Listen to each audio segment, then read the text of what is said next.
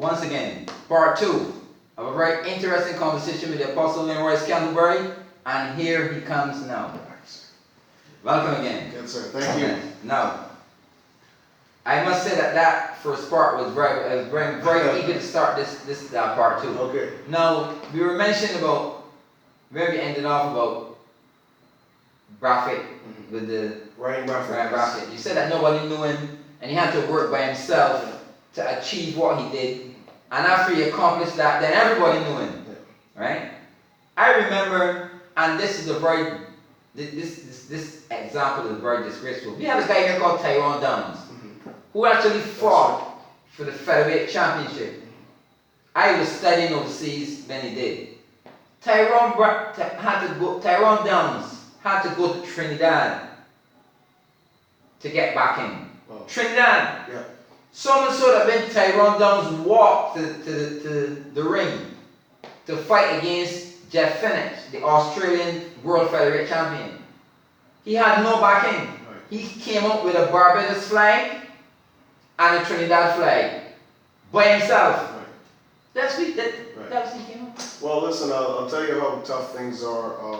I have, one of my members who recently came back from a Caribbean island. She's part of a national team.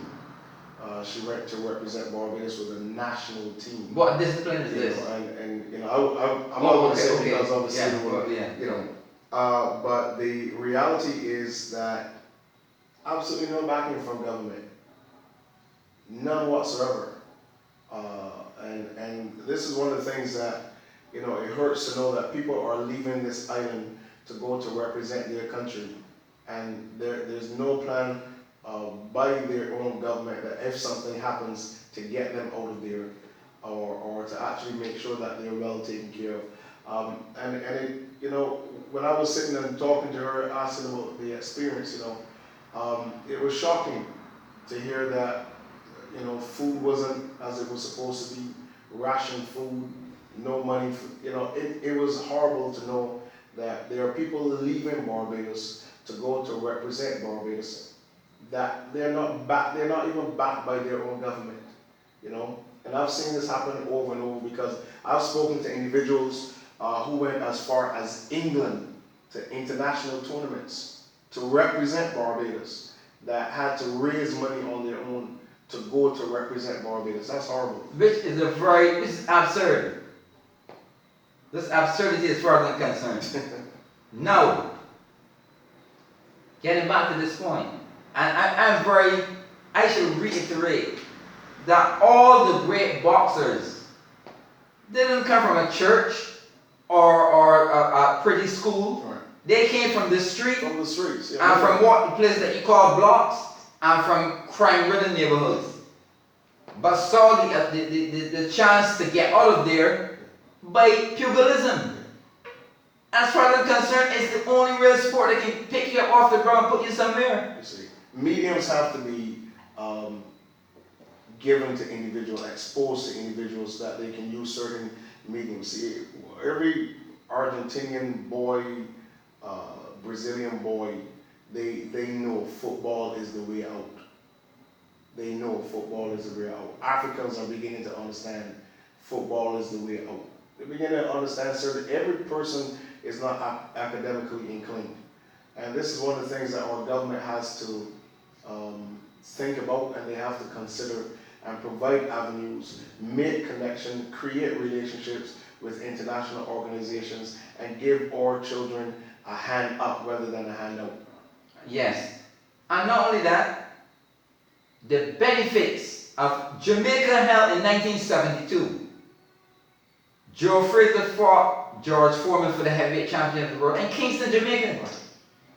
Claude Noel defended his world light heavyweight championship in Trinidad.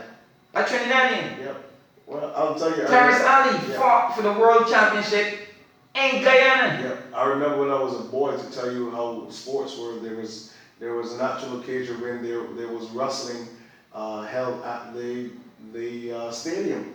Yes. That was back in the day with guys like the Invaders. Yeah, the Invaders. Carlos Colon and those guys. And it was held here in Barbados. So, Barbados was open to sports. And, you know, I Although I wouldn't class sport wrestling because wrestling is choreographed as far as I'm concerned. think it's entertainment. But it's entertainment. It's entertainment. You know, I wouldn't put it on that level. It's a distant relative of boxing, right? That's how I put it.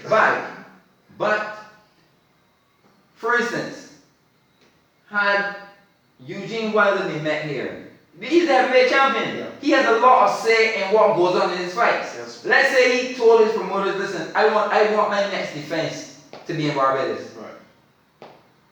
And you know how much money that would bring into Revenue. people would come from all over the world to watch that fight. That's right.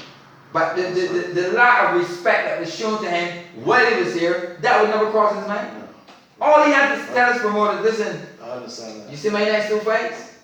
I want you to contact these people in Barbados. I want to fight in Barbados." Yeah. And they will work on it. Yeah. Well, you know, I'll tell you, even in ministry, I get to travel, and my wife and I, we get to travel. People treat us very, very well when we get to travel. And so it behooves us that when those individuals comes into our country that we treat them just as well. Yes, You yes, know? yes. And I think one of the things that Barbados, and I've always, in my study of history of Barbados, with Aaron Bauer had a level of personal excellence on him that, in my opinion, has been unmatched by many leaders. And I want to say that personal excellence. Yes, about yes, him, yes, yes, yes. that in my opinion is unmatched by many of our present leaders. And he carried that excellence with him into almost every element of his life. You know, and I think this is something that, and again, going back to the concept and the element of leadership, I think that this is very important. Barbados has lost its excellence because we've been throwing our excellence at the tourism market all the time. And it's respect too. And yeah, we've done that. Someone said, I think it was a Jamaican that said, Barbados is a supermodel that has lost her glory. You know, very interesting statement. Yes. But I think we have to get to the place again where we understand that our country is about our people and not necessarily about the people who visit our people. I once heard a story about Aaron Barrow, former Prime Minister. Yes. When he visited the United States with President Johnson, and he wanted to influence him about something. So he's showing him this, there's that, and that's that, and you're going to stay here, and that sort of thing. At the end of it all, Mr. Barr said, "But I'm not signing that thing, though." Right. Meaning, I don't care what you just told me, I'm not signing it. Right. Right. So that was a man. This current Prime Minister today will laugh and smile with the thing and sign. Right. I'm telling you. That's it, because we have lost our respect and our reverence on the world scene. Right. That's one of the problems that we've had in recent times in terms of our government. And I think this is really over the last 15 years of our government here in Barbados. To watch our island go into a $16 billion deficit, and people are hiding and doing things right now. I think Barbadians must wake up and realize that if we do not take control of our future as a people, we will not ever have a future. Another thing, there's several things that show you that I've been walking sometimes and I'm seeing a quarter here and a 5 cents there. It's not worth anything. Seriously, there's not a week that I'm not walking, I don't see maybe a 5 cents there or 10 cents over there. If it's a $10 or $20, maybe. Yes, yeah. But even the school children, see 25 cents. Yeah, it's not worth it. 25 cents walk. That shows you the level of what's going on. Yeah. Right? That's the level of what's going on today. Right? This is something that we have to really pay attention to. I like the fact that, you know, and I've studied both sides of the political spectrum, both the Barbados Labour Party and Democratic Labour Party. I've seen the changes. I've seen where mastery in political advancement. And if people are honest, both sides of the party, of the political spectrum, in relation to Sir Lloyd Erskine Sandford, the 8% pay cut was a major move. It's that. You thought that was a master stroke? Yeah, master stroke. Say it Barbados. Yes, but the present administration. Say it Barbados. They still cry that down today. No, that's for any politician to cry down the 8% pay cut by Sir Lloyd Erskine Sandford. means that that person has no right being in politics. No, but okay then, you have just knocked on my door. Okay. Because the incumbent in St. Lucie now, only in the last election, I heard him talking about that, about the 8%, about, remember Sandy Fern, the 8% cut, and how we brought it back and all that sort of thing. Which proves more that he's an idiot, as I say, and he's not confirmed it yet again. I've heard on author made the statement concerning that 8% pay cut that it was a master stroke. Okay, he's an economist. So anytime a leader takes the precedence to take a bold step like that, even though it's about the country, not necessarily about the politicians, it's about the country.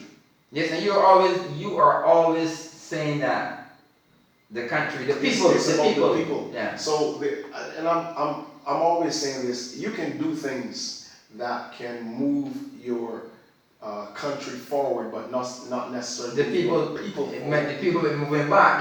Barrow was about moving his people forward. He understood freedom through education, not free education. Okay? He understood that if I get my people properly educated, they will get themselves free. Yeah. But what both of our political parties have done, they've turned it into free education, which has destroyed our island morally, educationally, and also financially. Not to mention mixing the girls with the boys at school and making it a whole bunch of nonsense. Russian roulette is what they call it. Right? Because that's what it is. I think, in having this discussion with you, Mr. Morris, I have the opportunity. I want to thank you for it because, when you first approached me about having these weekly blogs, it became an opportunity for me to be exposed to the public more. I think, and I'm constantly saying to individuals here in St. Peter, look, we've lost so much, okay? And we've lost our excellence, we've lost our tongue, we're losing our communities, we're losing our children, we're losing our boys and girls to lives of unemployment, and we're losing them to the realm of unsuccessful living. And I think it's very critical. As I said, I want to thank you for this opportunity to be able Well, you're very welcome. You're very much welcome. It's a pleasure for me to actually interview you every week. Actually, I learn a lot from you. So I actually look forward to this. I look forward to this every week. We look. As I said before, he doesn't know what I'm going to talk about when he comes here. That's right. Even when he sits down here, he doesn't know. Because, as I said, we don't rehearse it because that would be an act. Yeah. Right? And what I always like to say, when the government fears the people. When the government fears the people, there's liberty. There's liberty. But when the people fear the government, there is tyranny. That's right. And sir, we are coming to the end of part 2, to the end of this week. And we are shortly going to make our exit. And once again, sir, I would like to thank you for being here and having me here. I appreciate this. And yes. As I said, I look forward to this every week. And I know a lot of people actually look forward to it too. Yeah. Whether they like it or not, I think. No, whether they like it or not. Barbados has to get to the place where we can have conversation, we can have opinions passed across the table. Yeah. And at the end of the day, we can respect each other without just sit down at the table and talk. Yeah. Without the fear of retribution.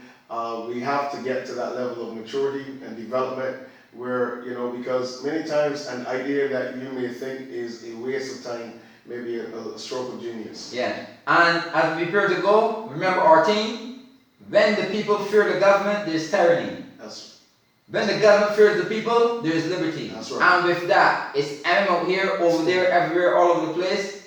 Time out, gone. So, thank you, sir. Thank you. That's